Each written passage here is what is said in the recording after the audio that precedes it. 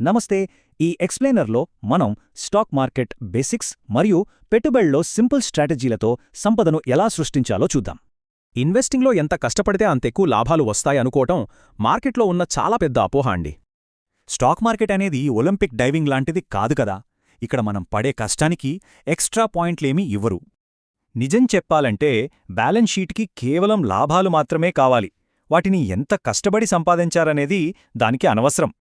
అందుకే అంటారు old is gold అని. కాంప్లెక్స్ పద్ధతులు వదిలేసి సింపుల్ వ్యాపారాల్లో ఇన్వెస్ట్ చేస్తేనే నిజమైన సంపద పెరుగుతుంది.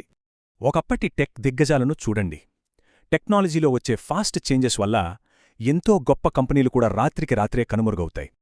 కానీ మన రోజువారీ అవసరాలు తీర్చే చాలా సాధారణ వ్యాపారాలు ఎప్పుడూ నిలబడతాయి. మార్కెట్ ఒడిదుడుకులు వాటిని ఏమీ చెయ్యలేవు. ఫుడ్ లేదా ఎఫ్ఎంసీజీ సెక్టార్లపై ఆర్థిక మాంద్యం లేదా వడ్డీ రేట్ల పెంపులాంటి ఎక్స్టర్నల్ షాక్స్ పెద్దగా ఎఫెక్ట్ చూపవు. మనం రోజు వాడే బ్రాండ్లకు దశాబ్దాల పాటు తిరుగులేని డిమాండ్ ఉంటుంది. దీనికోసం పెద్ద రాకెట్ సైన్స్ ఏమీ అవసరం లేదు. మనకున్న బిలియన్ల జనాభాకి రోజూ వస్తువులు కావాలి. కాబట్టి ఆ వస్తువులమ్మే సాధారణ కంపెనీల గ్రోత్ ఎప్పుడూ గ్యారంటీ కదా. ఇన్వెస్ట్ చేసే ముందు మనం వేసుకోవాల్సిన అసలైన ప్రశ్న ఒక్కటే: ఈ వ్యాపారం మరో 20 ఏళ్ల తర్వాత కూడా ఉంటుందా? సింపుల్ వ్యాపారాలు ఎంత బాగా పనిచేస్తున్నప్పుడు ఇన్వెస్టర్లు మరి అంత కష్టమైన కంపెనీల వెంట ఎందుకు పడతారంటారు? ఇక్కడే మన సైకాలజీ ప్లే అవుతుంది.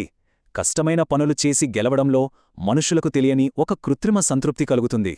కేవలం మన ఈగోను సాటిస్ఫై చేయడానికి ప్రతిరోజూ కాంప్లెక్స్ వ్యూహాలు సృష్టించాలనే ఈ కోరిక ఉండే, అది చాలా చాలా ప్రమాదకరం. స్టాక్ మార్కెట్ సహజంగానే కాంప్లెక్స్.